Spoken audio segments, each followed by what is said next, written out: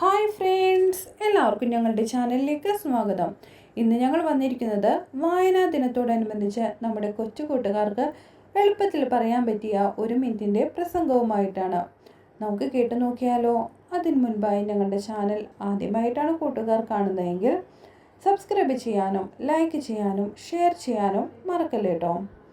കൂടാതെ ഞങ്ങളുടെ ചാനലിൽ കൂട്ടുകാർക്ക് ഉപകാരപ്പെടുന്ന മറ്റു വീഡിയോസിൻ്റെ ലിങ്കുകൾ നോട്ടിഫിക്കേഷനായി കിട്ടുവാൻ വേണ്ടി താഴെ കാണുന്ന ബെൽ ബട്ടൺ കൂടി പ്രസ് ചെയ്യാൻ മറക്കല്ലേ കേട്ടോ.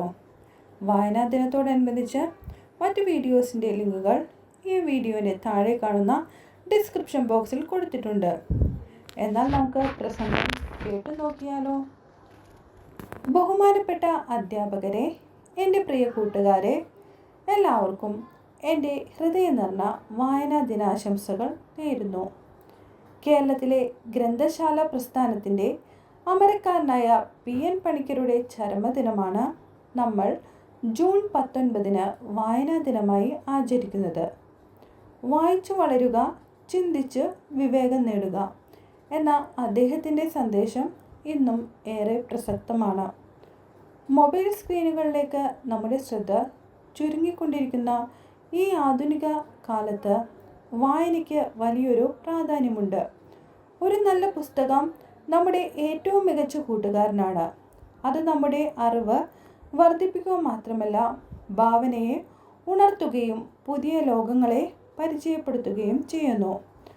വായനയിലൂടെ മാത്രമേ നമുക്ക് നല്ലൊരു വ്യക്തിത്വം, ഉയർന്ന ചിന്താശേഷിയുള്ള ഒരു സമൂഹത്തെ കെട്ടിപ്പടുത്തുവാൻ സാധിക്കൂ. അതുകൊണ്ട് ഈ വായനാ ദിനത്തിൽ നമുക്കൊരു പ്രതിജ്ഞയെടുക്കാം.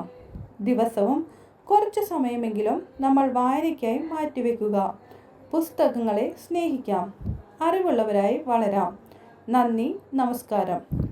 കൂട്ടുകാരെ, പ്രസംഗം കേട്ടല്ലോ.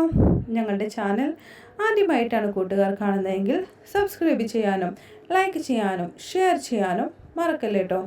കൂടാതെ ഞങ്ങളുടെ ചാനലിൽ കൂട്ടുകാർക്ക് ഉപകാരപ്പെടുന്ന മറ്റ് വീഡിയോസിൻ്റെ ലിങ്കുകൾ നോട്ടിഫിക്കേഷനായി കിട്ടുവാൻ വേണ്ടി താഴെ കാണുന്ന ബെൽ ബട്ടണും കൂടി പ്രസ് ചെയ്യാൻ മറക്കല്ലേ കേട്ടോ. വായനാ ദിനത്തോടനുബന്ധിച്ചിട്ടുള്ള മറ്റ് വീഡിയോസിൻ്റെ ലിങ്കുകൾ ഈ വീഡിയോൻ്റെ താഴെ കാണുന്ന ഡിസ്ക്രിപ്ഷൻ ബോക്സിൽ കൊടുത്തിട്ടുണ്ട്.